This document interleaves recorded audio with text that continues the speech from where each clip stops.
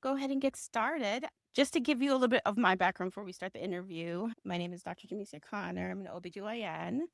I am a mom of three, and I am the founder and CEO of Diosa Ara.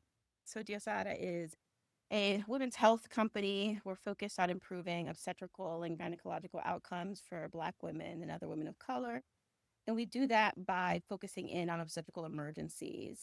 A part of our medical model is that it sits within a medical community, and that's what the Labora Collective is. It is part of, but distinct from Diosa Ara. We really believe strongly that we want to provide as neutral of a space for people to come and gather and get to know us. Not everyone feels comfortable with physicians in the medical establishment for good reason. We created this space to do exactly what we're doing today, to come together, gather, and learn how we all can help women live better and healthier lives. Thank you Amazing. for joining us. Amazing. Well, thank you for your leadership. And I know we'll get to it, but this is so needed. And especially, I think, it's exacerbated in times of such crisis where already it's a challenge in this country and around the world with all of the disparities of getting access to and the barriers to getting access to reproductive health care. But then in an environment where you're potentially being watched, the sector is under attack.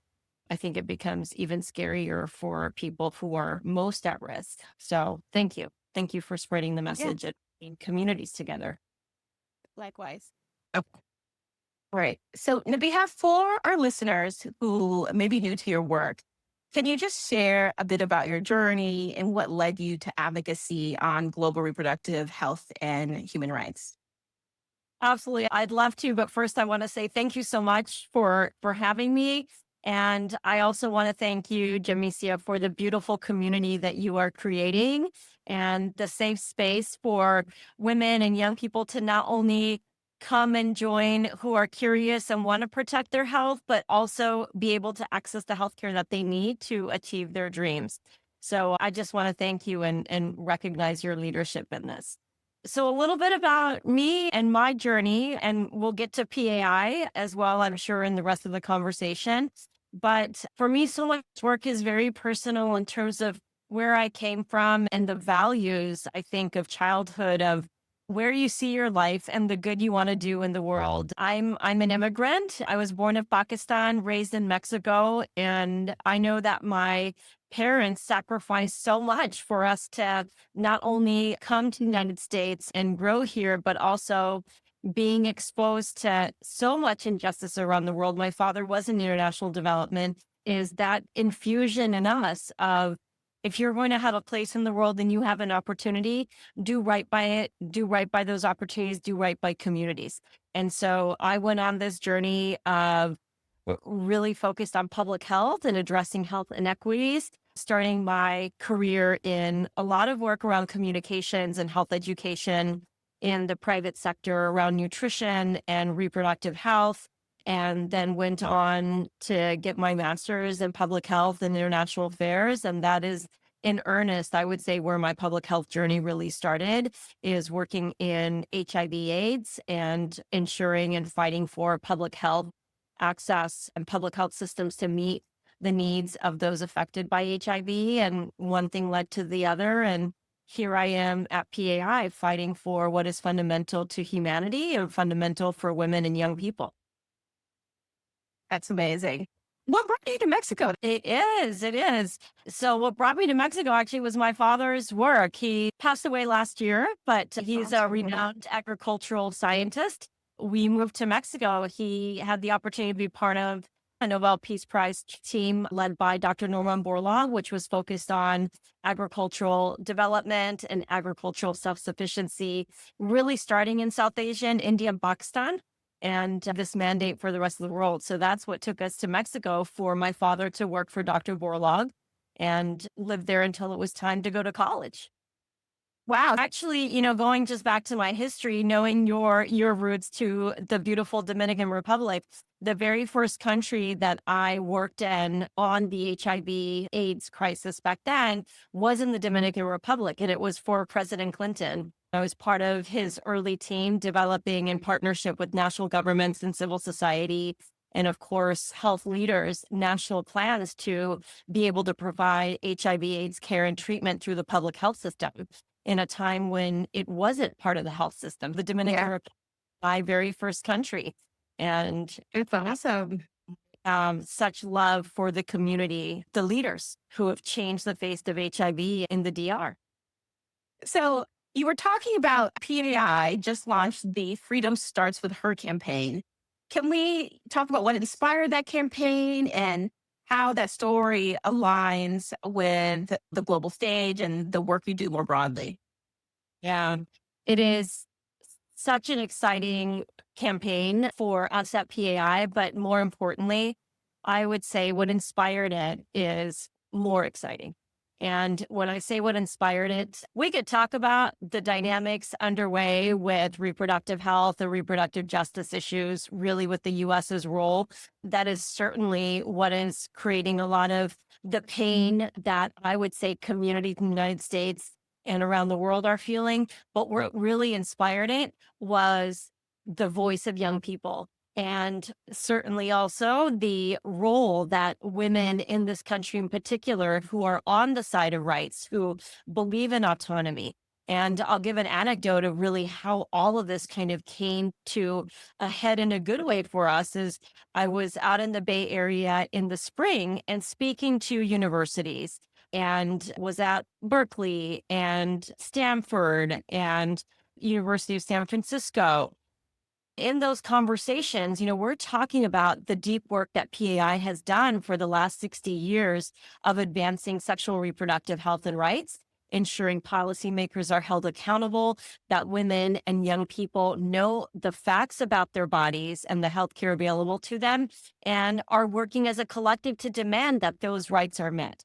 And it was in one of the university meetings that a student said, well, the things that PAI has been doing for decades abroad, building coalitions, supporting youth advocates, ensuring that young people know the tools that are available to speak truth to power and ask the questions and inform national policy. Could you help us do that here? And it was mind blowing to me because what happened after that, a student said, we've never had our rights under attack the way they are now. We've always lived with the idea that we do have a constitutional right to safe abortion, thus 1973. Talk about that as well. But now, 50 years later, those rights have been derailed. And now there are challenges around the abortion pill. There are challenges about comprehensive, age appropriate, comprehensive sex ed or health education, attacks on access to birth control, right? So they said, we would like to understand our history and also learn what are the tools available. And that led to a bigger conversation of, okay, if we center this and we as Americans value this notion of freedom, freedom doesn't happen unless you have options. And Right. so for freedom, if we don't start with women and we don't start with communities of women around the world, there's no such thing as freedom. And that is really the impetus behind this campaign. Freedom Starts with Her is really a rallying cry for us to come together as a community in the United States, be informed, have the tools and access to speak truth to power and pay attention to what is happening, advocate not only for reproductive freedoms that we deserve here in the United States, but also speak up for those same reproductive rights around the world, knowing that the United States has huge power, both in terms of power of the purse and also power of example. You said two things that I found really interesting. So, one, I don't think we connect enough how what's happening in the US is actually impacting people abroad, like women abroad, and, rolling back their rights. Can you talk just a little bit more about what the ripple effects from kind of the fall of Roe and how that's affected people outside of the US? Absolutely. So let's rewind a little bit to our leadership in the United States for global reproductive health and rights. And just a few stats, I guess, to set the stage from where we were to where we are now and why this work right now matters so much. So the United States had, up until this year, been the largest funder of global reproductive health and family planning to the tune of $600 million. And that is in the form of direct assistance to community health centers to be able to procure and purchase reproductive health commodities like birth control and IUDs and condoms and so on and so forth. Now gone, but the United States being the largest funder, you would say, okay, $600 million for family planning and reproductive health, with the US being the largest funder. That's a lot of money, some would say, but in reality, it's just a very small percentage. Wow, exactly. 1% that taxpayer dollars get allocated for broad foreign assistance, which includes nutrition programs and maternal health programs and vaccines and all of the things that make for healthy, happy communities. The United States has had, while the funding has been there have been policy ebbs and flows. And this is where the additional influence and impact of the United States comes into play. Yes, if you are footing a very large part of the bill for global health with incredible results, quite frankly, we've had millions of lives saved. Communities need and want this healthcare, and it has also enabled so much other benefit, not only to local communities, but also to the United States to be good partners with these countries, to be good collaborators with these countries for the well-being of all. There's a policy that has come and gone that has caused incredible harm, not just in the short term, but also the long term, and that's known as the Global Gag Rule. And the Global Gag Rule was put in place by President Reagan, I think it's now 41 years ago, and it's also known as the Mexico City policy. And this policy essentially prohibits foreign organizations that receive U.S. funding from also talking about, referring, or offering safe abortion, even if abortion is legal in their own country, even if they are using their own funds and not U.S. funds, their own funds to provide those services. Now, the irony in all this, and the hypocrisy, quite frankly, is that such a policy would be constitutionally not allowed in this country. It would be illegal to do this in our country, right? To have kinds of strings attached to federal assistance. And so we have done that. Every single Republican administration since President Reagan has reinstated it. Every single Democratic administration has rescinded it. And we have been fighting for permanent repeal of the Global Gag Rule. Really, I don't know if you know this, an incredible leader. She's now no longer in Congress, but she serves as the mayor of Oakland, Congresswoman Barbara Lee. She was a huge champion of the Global Her Act, which would permanently repeal the Global Gag Rule, meaning it can't come back no matter who is in office. And that policy, the Global Her Act, has not passed. There's always a pushback on it. And of course, the Trump administration, in the last administration, brought the Global Gag Rule back. But now, instead of the funds being limited to family planning and reproductive health care, it was expanded to account for any health assistance. So if you want funding for child nutrition programs in your community or health facility, you now cannot talk about abortion and provide the services or the referrals. So that is now back in effect again under the second administration of Trump. And we are anticipating an expanded Global Gag Rule. So you would say to me, if you've been tracking the foreign assistance challenge that we have right now, is the Trump administration essentially gutted over 3/4 of foreign assistance. So you could say, well, what's the bargaining chip here, right? There is no funding for planning and reproductive health. There's limited to no funding for health assistance abroad. So why does these even matter right now? And why it matters is, sure, there's a smaller amount that is still going to foreign assistance, maybe not to health, but to other foreign assistance. But on top of that, we know that the Trump administration is currently undergoing various bilateral agreements directly with other governments and other negotiations with international institutions. And we worry that as part of those conditions, they could expand the Global Gag Rule, with the Global Gag Rule in effect to say, maybe the government of Pakistan, where I was born, says, sure, we could use foreign assistance to support, I don't know, military or improving our electric grid or improving schools or roads. And could the administration come in and say, great, we'll support you with that because that aligns with the security priorities of the United States, but we need you to not support programs that advance family planning and reproductive health care. And those are areas that are a priority for Pakistan. And certain provinces in Pakistan have been very forward on this. So we will see Right. how it plays out. The expanded global gag rule has not come into effect yet, but we're watching it very carefully. Our understanding is there's an intention for the administration to move forward with that expansion. Yeah. The desire to control women and to control women's body is it's shocking how central it is to their policy agenda.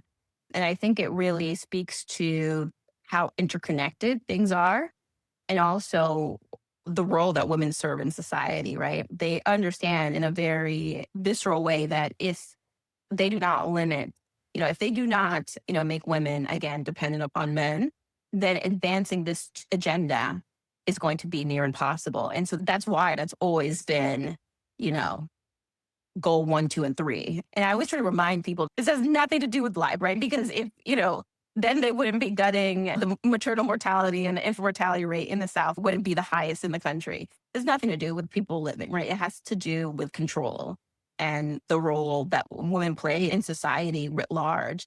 And they understand that to do some of the honestly heinous things that they want to do, they it requires women to be subjugated.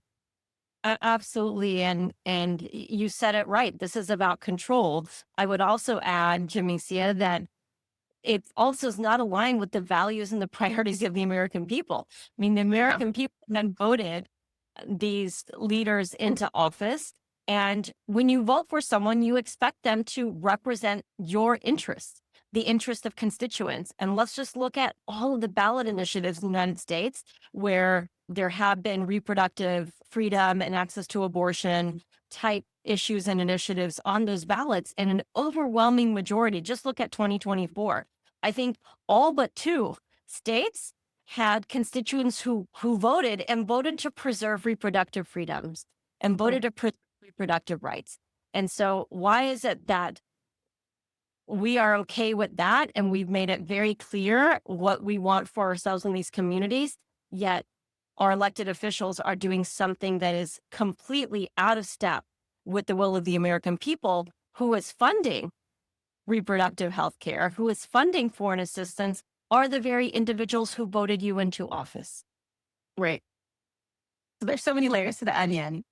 So you started talking about this a little bit, but I want you to help bring us into the lives of the women, families, and the providers on the ground and how they navigate the restriction, the global gag rule in real time. As a provider here, we're starting to feel those effects. We are actively having to change the way that we practice medicine. I can only imagine the ripple effects that happen once you leave the relative safety of the US. Yeah. In so many ways, right? These decisions and the policies and the funding challenges now are not just coming to a head in this moment, but also have long-standing implications. And so PAI has just returned from the largest international scientific conference on family planning and reproductive health, called the International Conference on Family Planning. We just got back from Bogota, Colombia a few weeks ago. And so these conversations were alive and well, the impact that is already seen and that we have seen, but also on what countries are doing to take matters into their own hands. And most importantly, what civil society is doing to advance agendas and advance rights to protect the health and survival of women and young people. And so on the ground, how does this manifest? It manifests in ways that affect access to healthcare. So if, let's say, a community clinic has been providing OB-GYN care, maternal health care, nutrition programs, but you know what? They also provide referral to safe abortion or perform safe abortion services because it's illegal and they have other funding for it.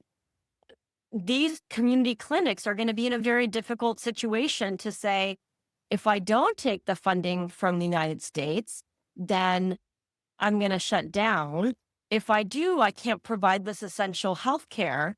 and refer for this essential healthcare that we know is among the leading causes. Abortion is one of the leading contributors to maternal mortality and morbidity around the world.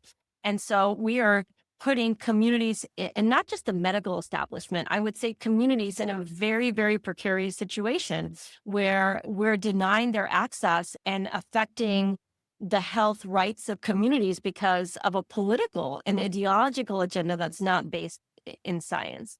The other thing that we've seen is with these funding ebbs and flows, in particular now with the US funding being gutted, there's thousands and thousands of people who have been part of the health system who are no longer in those networks. And you could absolutely say, and we should say, well, shouldn't governments take on that responsibility? Now this gets into bigger conversations. This is not waste, fraud, and abuse of what Right. is being with foreign assistance. It is grounded in our values of human rights and doing right by communities. But we also know countries abroad are being burdened by huge debt payments. And so there's a whole other political economy dynamic at play that prevents governments and communities from fully funding and fully accessing the kind of healthcare that they need. I'll give you an example in Ethiopia. So a couple months ago, I was talking to one of our partners, and they were saying, we're having 4,000 Ministry of Health technical leaders, community health leaders. We're having to terminate them. The government is going to let them go. And I said, so 4,000 is a huge number, but the why? And I don't think people realize that while these individuals are part of the country's health system, they didn't know that part of their role was supported through different programming that came from the American people. And so 4,000 community health workers and technical leaders no longer part of that system. It's not just about who is going to deliver our contraceptive care, who's going to provide the prenatal care. We're also talking about there aren't people now in community who are saying, you know what, I'm seeing some big concerns around gender-based violence. I'm seeing girls vulnerable. There isn't a watchful eye over the prevention of harmful practices like child marriage. And entire infrastructure is being dismantled, and infrastructure West had an important role in developing. One thing I also don't think many people don't realize, especially in women for women's health and maternal health, it's so underfunded here in the US that a lot of our advances actually do come. It's reciprocal from the funding we send out. Those innovations come back in, particularly for rural and poor communities. Not only are we impacting people, women around the world, it's going to come back and now affect us. You see that with like the new innovations that are coming out now. We do this bulletin where we give weekly updates on latest advancements in women's health. And there have been advancements in like Murphy's has this preeclampsia screening tool, all these very good things that are completely out of the reach of most people, especially how the insurance infrastructure is collapsing. The global community had such an important role of modifying, changing these interventions, and then bringing back lower cost options that we then can distribute more broadly. And that I think is an effect that people haven't even started to think about. It's such an important point, right? Because in times of scarcity or times of even trying to do things more efficiently, our lessons come from the global majority Right. of how they've been able to pivot. Let's just look at Latin America, for example. Donors left the region a long time ago, right? They left countries in Latin America and the Caribbean because incomes were rising, and we still know all the economic inequities. So there wasn't funding, but what happened there? Communities stood up and they spoke up and they figured out a way to ensure that reproductive health would continue on the agenda and see that as a fundamental right. And today, some of the boldest policies and commitments are coming out of the region. We have Mexico, country I grew up in, that has made it a constitutional right to have to an abortion. They've made bold statements, 100% access to contraceptives. And they have over dozens that have made that list, combating teen pregnancy, right? We know of the whole green wave movement across the region. And sure, there's a lot more to do, but I think other regions serve as the example. And when Roe was overturned after the Dobbs decision in the US, it was communities in Mexico in particular who are supporting and helping women on the border in the United States to access safe abortion. I mean, it's extraordinary what we benefit from, what we learn, and also, quite frankly, the sisterhood. Yeah. Yeah. No, I mean, it's an excellent point. So one thing I'm really interested in knowing more about is now that the US has pulled back funding, who is stepping in to kind of fill that gap? It's a great question. I don't think all is lost, even though in this moment, the Trump administration has rescinded and pulled back funding for family planning and reproductive health. I also have a lot of faith, and I see so much work that members of Congress are still doing to fight for those line items and ensure that the funding is allocated. And we're in budget season for next year out of the House and the Senate. And so I'm hopeful that there will still be funding. The question is, how is it going to be dispersed? Will it be at the amounts, even if it's level? That for us is a win of what's been done before. But in the short term, it's a great question. Who's stepping up to foot the bill? And I don't think we are going to have any one entity that actually foots the bill. And what we are seeing is other countries now rolling back the amount of foreign assistance. And these are European governments in particular that we know that are also maybe, I don't know if it's following in the example of the administration, but they certainly take their cues from the United States. And if the United States is not funding this, then other governments maybe are motivated to deprioritize and move their funding. And we're seeing moving more toward military. So who is people to step in and do more? This is one of the things of PAI's work internationally, to share evidence and raise the volume and ensure that governments and health systems are held accountable to deliver this care. One very large portion of our work internationally with independent civil society organizations, local grassroots movements, has always been to ensure that governments added their own line items for family planning and reproductive health. So that could mitigate some of the harm from these policy and funding ebbs and flows, the global north. Again, it doesn't put the entire bill, but I think it is remarkable to know that over, in particular, the last 20 years, we've had national governments actually put in place funding for their own family planning, reproductive health services and commodities. Malawi and Kenya are great examples. Tanzania, another great example.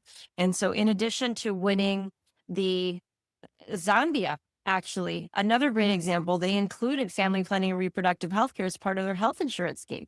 So there's policy win, but then there's also movement to ensure that the funding is actually dispersed and that healthcare is accessed and utilized. So that's one component of it. The other piece is, what are philanthropists going to do? I'm thankful, and their sector is very thankful that there are institutional foundations that have stayed the course and support reproductive health care for many decades, and they are not wavering. Others have stepped away for a range of reasons, and we can't judge them. We don't fully understand the pressures that some of them may be facing from the Trump administration, but there are few who continue to give. So last week, we had incredible news coming from Lever for Change and Pivotal Ventures. Pivotal Ventures is, of course, Melinda Gates's organization, and she has doubled down on women's health and investing in women's health. She is becoming the very visible, compassionate, caring godmother of our movement that we need in this moment. PI was a recipient of some of the funding from that global call. Congratulations. Lots. Thank you. We are so excited for this movement and what it means for our partners and for women around the world. She put out a call for $250 million that she was going to give to a range of organizations working in women's health, from mental health to family planning and reproductive health and more. There were 80 organizations that received between $1 and $5 million, completely unrestricted, completely trust-based. It matters. Women's health matters. And where you put your money is a reflection of your values. This is an important time, and I think it's going to bring many others along to continue to prioritize and fund. And we are so thankful, not only the endorsement in PAI, but most importantly, the endorsement that women's health and vitality matters. To people who are advocating this kind of America's first agenda, what do you say to them when the typical arguments of being a good person are no longer effective? How do you explain the importance of why we still need to give, particularly for women around the world?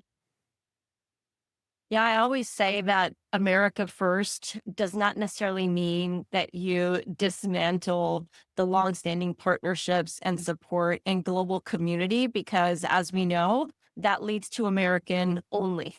And Right. that is no longer the way of the world. It creates so much vulnerability and risk. I mean, the support of foreign assistance was also very much aligned to American interests and American values of security and safety and the importance of that soft power, where you had ins, you had eyes, you had open dialogue with other countries. And sure, maybe it came through this aid mechanism, but while you were making communities stronger, you were also strengthening these bonds and these ties that ultimately lead to a more secure and prosperous United States and a more secure and prosperous world. I think you have to know your audience. Sure, there's going to be some who do believe still in those values of human rights and doing right by communities. There are others who say, you know, what we care about is the safety and security of our country. What we care about is an investment in our own people, but an investment in the world is also an investment in our own people. Right. Investment in the world means you're creating markets for your goods and services. Right. And the world means that you are on the front lines with close collaboration when we see massive public health crisis that emerge and could come and cross borders and come into United States. We see the benefit of these collaborations for innovation and not just, as I said, for creating markets, but innovations and better ways of doing things for our own people. So if we're just purely looking at it from a national security and from a dollars and cents perspective, I think there are plenty of examples of how our country has benefited and seen a return on investment, because foreign assistance is not a charity. It is a Right. development It's not. imperative, security imperative for the Right. United States. And we had many doors that we could open when we needed them to advance our agenda as well. Those aren't significant right now. Yeah. And that's the issue, I think, with this first order thinking that you're only looking at, this to that, not how everything is interconnected. Because even, the push against immigration, like now, all the policies that they're doing are inevitably going to create more immigration pressure, undoubtedly. Everything across the board that they're doing. And so the very thing that they say that they want to prevent, they're doing everything they possibly can to cause it to worsen. And I think I'm like preaching to the choir, but the logic behind decision making here. You just have to at some point just like release it and not try to use logic too much, because it will drive you nuts, because none of these policies actually serve anyone. It seemed like they were designed in the lab to make sure we all have like the worst outcome.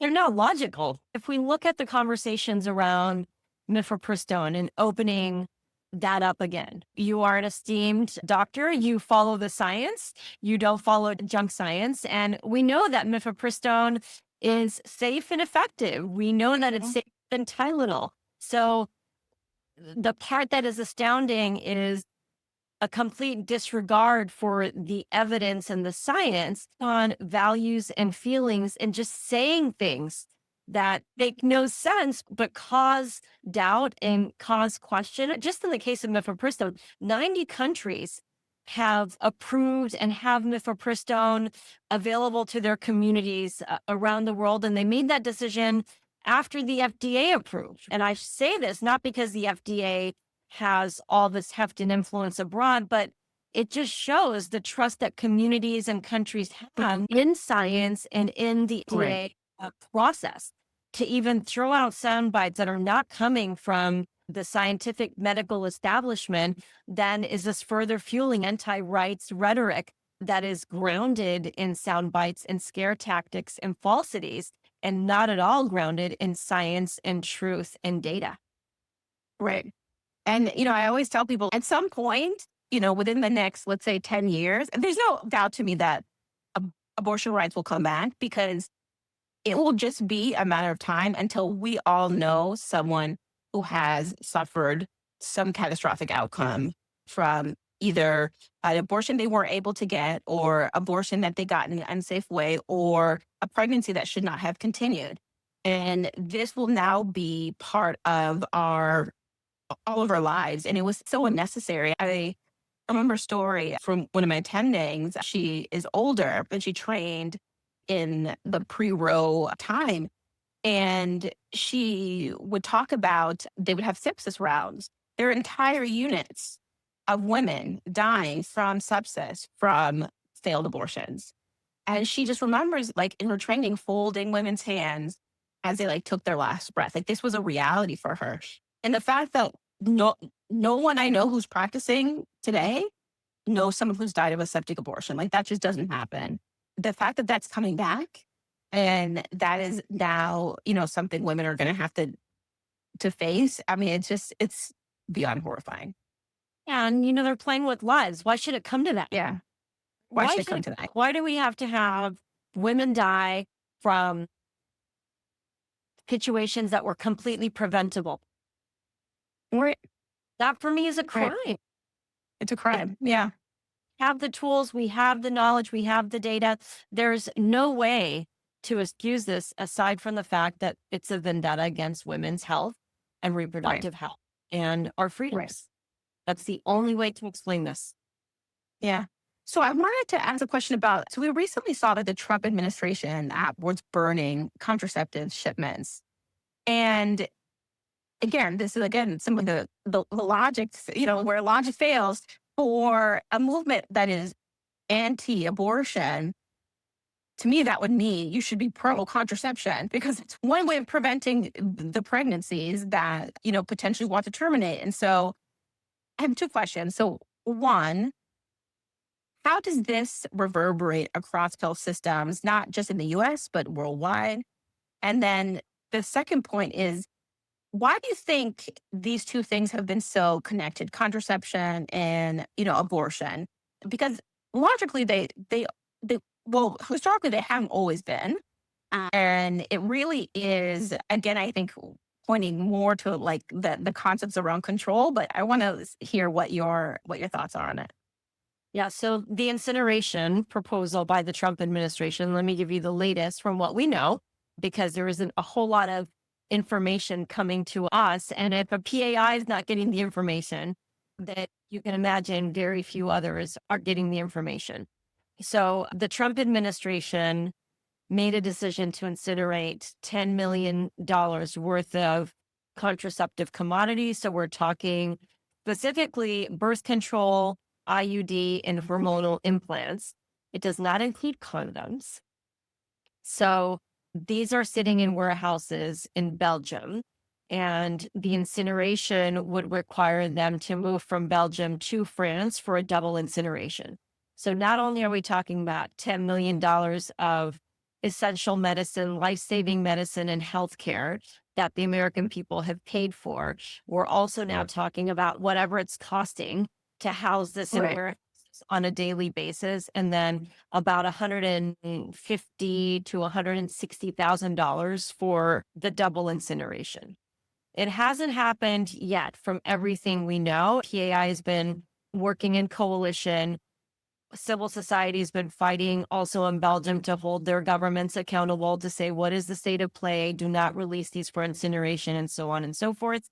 And we, of course, are putting a lot of pressure on Congress. What I will say, though, is what has been incinerated are food commodities, nutrition commodities, prior to this announcement on the contraceptives. And that was because they expired, and they expired during this review of foreign assistance and foreign aid. In our case, for the contraceptive commodities, the first date of expiration would come in 2027. So they're viable, they're needed, they're usable. The other piece that you may find outrageous, we certainly did, from the contraceptive incineration proposal, is there have been institutions, including UNFPA and other organizations, that have offered to purchase these commodities at fair market price. And our understanding is that the administration denied that. So none of this, again, none of this, I mean, this is actually waste, fraud, and abuse. You think of Yeah. So the other piece of this is that these commodities were destined for key African countries. And there's been this false narrative saying, well, the countries don't really want them. The United States is forcing our hand by sending it to them. And that is patently false. Communities want them. Governments were counting on them as they did their planning, their healthcare planning for the year. And now we're seeing stockouts in some of the communities that were expecting these services. By stockouts, it's that you thought you had access to birth control and other contraceptive commodities for your own ability to plan when and if to become pregnant. And now those shelves are empty. And for what? Because the administration doesn't feel that women should have access to this. You asked me the question related to, Like, what the connection between abortion and contraception? oh, Because that hasn't historically always been the case. no. So this is also goes back, Jamesia, to your point on where the narratives are coming from and what they're Mhm. saying. And some in the administration are comparing birth control with abortifacients. So essentially saying that these birth control pills, IUD implants induce abortions or are equivalent to an abortion. And the American College of Obstetricians and Gynecologists, ACOG, came out right away and said that is false. Contraceptive commodities are not abortifacients, and Right. essentially stop saying that and spreading that misinformation. So again, none of it makes sense. It's very hard to Yeah. really know what's behind it, aside from we speak to truth, to facts, to science, and Yeah. policy decisions and protocols for healthcare should be informed. And we have an administration that is basing it on feelings and misinformed, incorrect information and a value base that diminishes the rights and freedoms and, quite frankly, lives and survival of women. Yeah. Yeah. I mean, it's evil. Like, I mean, I don't know how else to characterize it, but it's unconscionable. Some of the It things is. that are But happening. let's also recognize what is the silver lining, right? There are positive things that are underway. And at least in my role at PAI, that is something that I have to always remember is there are great challenges. This is an unprecedented time for women, for women's health, for reproductive health and rights, and for so many other communities.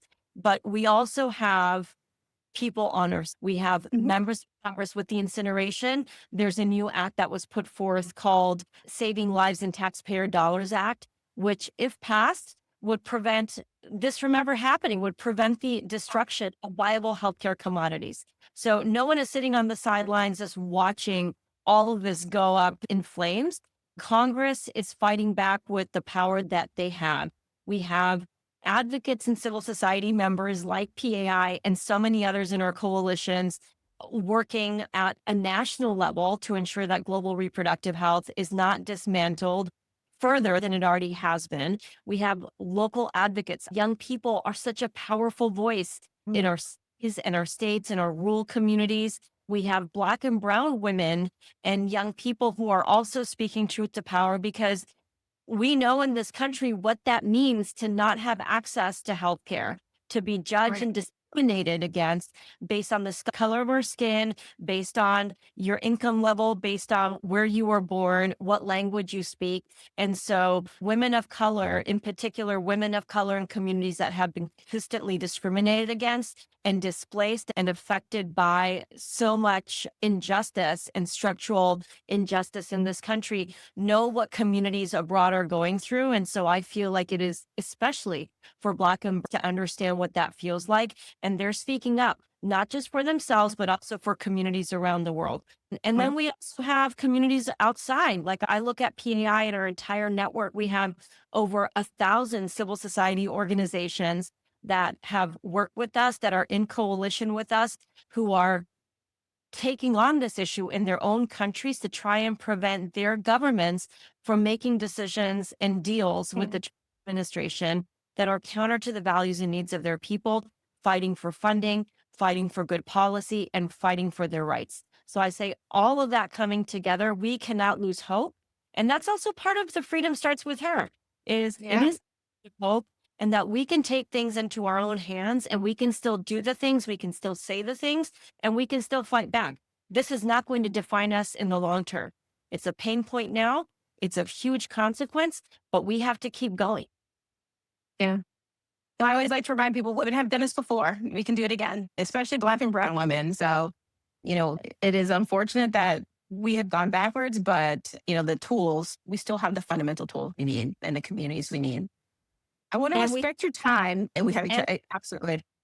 we have each other. If anything, we know how to mobilize and we know how to act in Yeah. community. We never go it alone. And Right. that's superpower.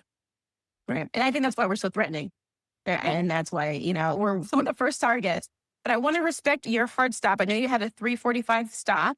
It's been such a pleasure. I would love to continue this conversation. If you are interested, you have so many things that are fascinating, and the work that you do is helping women around the world. I just want to thank you for your service and for taking time to chat with us. Thank you so much. And absolutely, we'll definitely be in touch. There's more to come. Let's drill down and see what this means, right? What does this mean for us? So, Yeah. yeah, that's it. Anything that we can do for you, please let me know.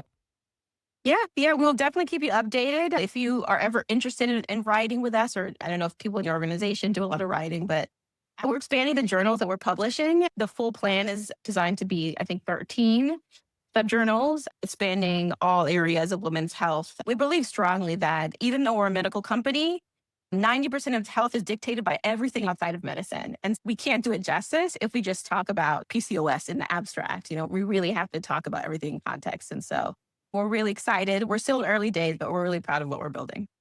I'm so excited about this. Yes, absolutely. Count on us as partners and whatever we can do and would love to contribute. So thank you Awesome. again. All right. So nice to meet you. Perfect.